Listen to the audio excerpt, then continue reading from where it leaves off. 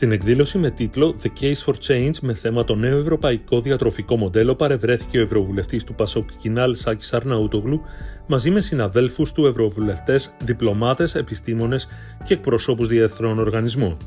Ο ευρωβουλευτής υπογράμμισε ότι η μετάβαση σε ένα πιο φυτικό, δίκαιο και βιώσιμο διατροφικό σύστημα δεν είναι πολυτέλεια, αλλά απάντηση σε κρίσιμες προκλήσεις της εποχής, όπως την κλιματική κρίση, τη μείωση της αγροτικής παραγωγικότητας και τα προβλήματα δημόσιας υγείας.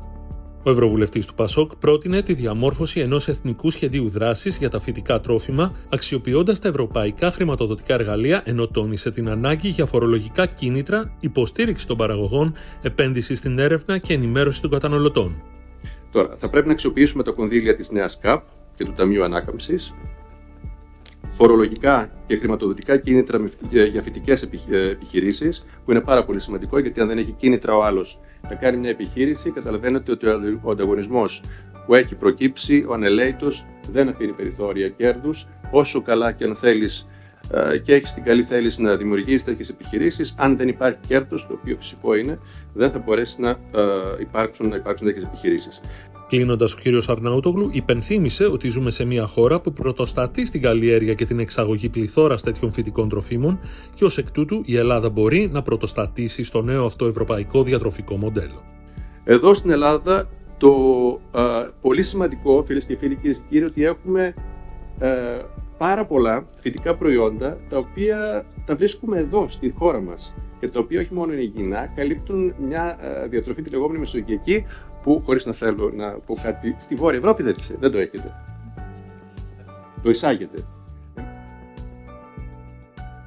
Η Ελλάδα έχει καταγράψει σημαντική καθυστέρηση στην ανάπτυξη στρατηγικής για το υδρογόνο και πλέον δεν υπάρχει άλλος χρόνος να χάσει, σημείωσε ο ευρωβουλευτής του Πασόκ Σάκης Αρναούτογλου, μιλώντας την Τρίτη 24 Ιουνίου στο τρίτο Hydrogen and Green Gases Forum που διοργάνωσε το Energy Press. Ο κ. Αρναούτογλου ανέλησε τη σημασία ενσωμάτωσης της τεχνολογίας υδρογόνου στην Ελλάδα, σημειώνοντας ότι πρόκειται για ένα θέμα το οποίο εκτός από ενεργειακό είναι και πολιτικό, αλλά αποτελεί και ένα διπλωματικό χαρτί για την Ελλάδα, η οποία πρέπει να αξιοποιήσει τη θέση της ως πύλη της Μεσογείου και κόμβος υδρογόνου, με επενδύσεις σε logistics και αποθήκευση, αλλά και μέσω συνεργασιών. Το υδρογόνο δεν θα πρέπει να το δούμε ως μια απλή τεχνολογία. Είναι και ένα διπλωματικό χαρτί.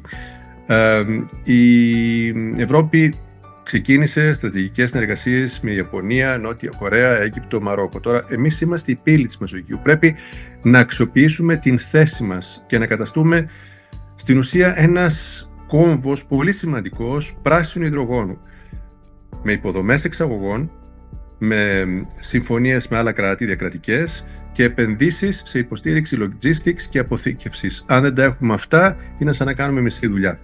Ο ευρωβουλευτής υπενθύμησε το τεράστιο δυναμικό της Ελλάδας, καθώς έχει το φυσικό πλεονέκτημα των ΑΠΕ, κατάλληλη γεωγραφική θέση που επιτρέπει ενεργειακές διασυνδέσεις, επιστημονικό προσωπικό και ερευνητικά κέντρα. Όμως τίποτα από όλα αυτά δεν αρκεί εάν δεν υπάρχει εθνικό σχέδιο και στρατηγική βάθους με όρους σταθερότητας, και ζήτησε από την κυβέρνηση να υπάρξει μια ειδική αρχή υδρογόνου, να ρυθμιστεί η αγορά με διακριτή πιστοποίηση πράσινου και μπλε υδρογόνου, να απλοποιηθούν οι αδειοδοτήσεις για εγκατάσταση ηλεκτρολιτών και δικτύων και να στηριχθούν μικροί επενδυτές.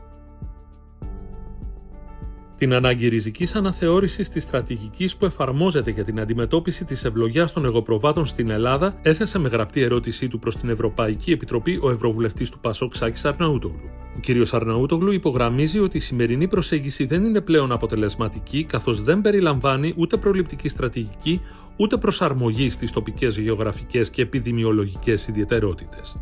Δεν μπορούμε να μιλάμε για ανθεκτικότητα στον πρωτογενή τομέα όταν αντιμετωπίζουμε κάθε κρίση με όρους καταστολής και όχι πρόληψης. Η πολιτική πρέπει να προσαρμόζεται στην πραγματικότητα της υπαίθρου, όχι να την εξοντώνει. Στο κείμενο του Ευρωβουλευτή, η Ευρωπαϊκή Επιτροπή ερωτάται πώς αξιολογεί την αποτελεσματικότητα των υφιστάμενων στρατηγικών αντιμετώπισης της ευλογιάς των εγωπροβάτων, ειδικά σε περιοχές με επαναλαμβανόμενη εμφάνιση της νόσου. Προτίθεται να συνδράμει στην Ελλάδα μέσω τεχνικής υποστήριξης ή παροχής καθοδήγησης για την αξιολόγηση και υιοθέτηση εναλλακτικών μεθόδων πρόληψης και ελέγχου που να ανταποκρίνονται στις ιδιαίτερες γεωγραφικές και επιδημιολογικές συνθήκες. εξετάζει το ενδεχόμενο τροποποίησης ή μεγαλύτερης ευελιξίας στις εφαρμοστικές πράξεις του κανονισμού της Ευρωπαϊκής Ένωσης προκειμένου να λαμβάνονται υπόψη οι ιδιαιτερότητες τοπικών αγορών.